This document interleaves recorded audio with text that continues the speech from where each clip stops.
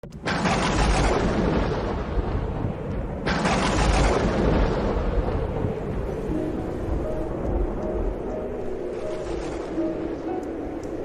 Seigneur soit avec vous. Et avec votre esprit. Évangile de Jésus-Christ selon saint Matthieu. Gloire à toi, Seigneur. À ce moment-là, les disciples s'approchèrent de Jésus et lui dirent: Qui donc est le plus grand dans le royaume des cieux? Alors Jésus appela un petit enfant, il le plaça au milieu d'eux et il déclara: Amen, je vous le dis, si vous ne changez pas pour devenir comme les enfants, vous n'entrerez pas dans le royaume des cieux. Mais celui qui se fera petit comme cet enfant, celui-là est le plus grand dans le royaume des cieux. Et celui qui accueille un enfant comme celui-ci en mon nom, il m'accueille moi. Gardez-vous de mépriser un seul de ces petits, car je vous le dis, leurs anges dans les cieux voient sans cesse la face de mon Père qui est aux cieux. Acclamons la parole de Dieu. Louange à toi, Seigneur Jésus. Le Seigneur donne mission à ses anges de te garder sur tous tes chemins. C'est le psaume responsorial de cette mémoire. Nous fêtons aujourd'hui la mémoire liturgique des saints anges gardiens, ces protecteurs personnels particuliers que le Seigneur, dans son amour, a mis à la disposition de chacun d'entre nous. Ils sont en même temps protecteurs, mais guides aussi. Ils nous protègent du malin. Un des plus grands pièges du diable, c'est de nous faire croire qu'il n'existe pas. Parce que lorsque nous croyons que le diable n'existe pas, alors c'est une conséquence directe. Nous ne croyons pas en Dieu. Parce que si le diable n'existe pas, nous sommes trempés dans le mal et nous ne voyons pas la lumière, nous ne savons pas distinguer le bien du mal. Donc, c'est cela, un des grands pièges du diable. Et Dieu a bien voulu que nous ayons des protecteurs contre le malin pour qu'ils puissent être des combattants dans des moments de lutte avec nous. Ils ne combattront pas pour nous, ils combattront avec nous.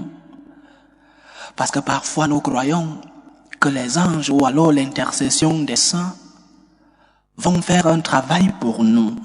Non, l'intercession des saints, l'accompagnement des anges, c'est de faire équipe avec nous contre le mal. Pas de lutter seul, mais de nous accompagner dans la bataille contre le malin. C'est cela le rôle de l'intercession, non seulement des saints, mais aussi des anges. Nous aider, nous accompagner dans nos luttes quotidiennes. Les anges gardiens sont donc, premièrement, des protecteurs. Nous protègent contre l'ennemi, mais aussi des guides. Nous montrent le chemin que nous devons suivre. Ils ne nous enlèvent pas la liberté, bien sûr. Dieu nous a créés libres. Et quand quelqu'un te montre un chemin, tu es libre de choisir son chemin ou un autre. L'ange qui te montre le chemin ne t'oblige pas à suivre le chemin de Dieu. Il te dit, voici le bon chemin. Et nous tous, nous avons expérimenté en nous la voix de cet ange qui nous parle, qui nous demande de suivre le bien au lieu de suivre le mal. Nous avons tous expérimenté la voix, le guide de nos anges gardiens pour suivre le chemin du bien. Répétons le psaume que nous avons dit aujourd'hui. Le Seigneur donne mission à ses anges de nous garder sur tous les chemins. Il nous garde, il nous guide sur les chemins. Une certaine théologie dans certains courants de notre Église parle ces dernières années de la maturité de la foi. L'homme doit avoir une foi mature. En lui-même, en elle-même, l'expression n'est pas mauvaise. Nous devons mûrir notre foi. Mais ce que ce courant met dans cette expression n'est pas ce que nous croyons. L'homme mature dans la foi, c'est l'homme qui n'a plus la foi simple, la foi du peuple, la foi de l'enfant. L'homme mature dans la foi, c'est celui-là qui ne croit plus au miracle. L'homme mature dans la foi, c'est celui-là qui ne croit plus en l'existence des anges. L'homme mature dans la foi, c'est celui-là qui ne croit même plus à l'existence des réalités invisibles. Et à la fin, l'homme mature dans la foi, c'est celui-là qui ne croit pas qu'il y a une autre vie après celle-ci, la vie éternelle. C'est ce contenu que ce courant de pensée théologique qui existe dans notre Église, mais dans l'expression la maturité de la foi. Il faut mûrir la foi, c'est-à-dire qu'il ne faut plus croire au miracle, c'est-à-dire qu'il ne faut plus croire à l'existence des anges, c'est-à-dire qu'il ne faut plus croire à la vie éternelle. Le Seigneur nous dit dans cet évangile aujourd'hui que nous devons avoir la foi des enfants, que nous devons être comme ces enfants qui croient sans avoir vu, ces enfants qui font confiance en leurs parents. C'est ça une des caractéristiques de l'enfant. Il fait confiance aveuglement, il pose des questions bien sûr, mais les réponses il ne les met pas dans le doute. Il pose des questions pour comprendre. L'enfant est curieux de comprendre ce que les grandes personnes comprennent.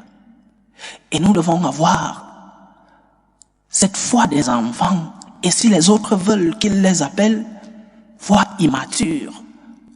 Moi je suis fier qu'on me dise que j'ai une foi immature parce que je crois en l'existence des anges. Je suis très fier qu'on dise que j'ai une foi immature parce que je crois quand je prie que le Seigneur agit dans nos vies et que le Seigneur fait des miracles dans nos vies. Je suis fier qu'on me dise que j'ai une foi immature parce que je crois en la vie éternelle. Je suis fier de cela parce que c'est cela que le Seigneur nous a enseigné. Parce que le Seigneur nous a parlé des anges.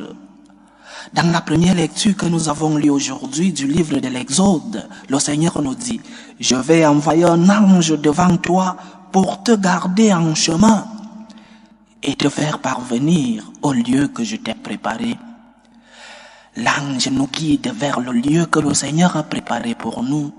Le Seigneur nous l'a promis depuis l'Ancien Testament.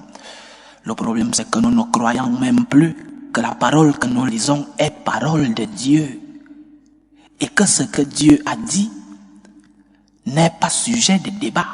Nous ne débattons pas sur la parole de Dieu. Nous pouvons l'interpréter. Mais pas de débat dans la parole de Dieu parce qu'elle est parole de Dieu. Et les opinions de tel théologien ou de tel autre, excusez l'expression, je m'en fous. Parce que moi, je cherche à voir la foi que m'enseignent les Écritures. Parce que moi, je cherche à voir la foi de cet enfant dont parle le Seigneur dans l'évangile d'aujourd'hui. Oui, j'ai une foi immature. Oui, je prie les anges, je prie mon ange gardien pour qu'il puisse m'accompagner, pour qu'il puisse me protéger. Le pape Jean XXIII parlait, il était un grand diplomate dans notre église. Avant d'être patriarche de Venise, il a été nonce apostolique à Paris. Il jouait beaucoup de rôles diplomatiques dans l'église.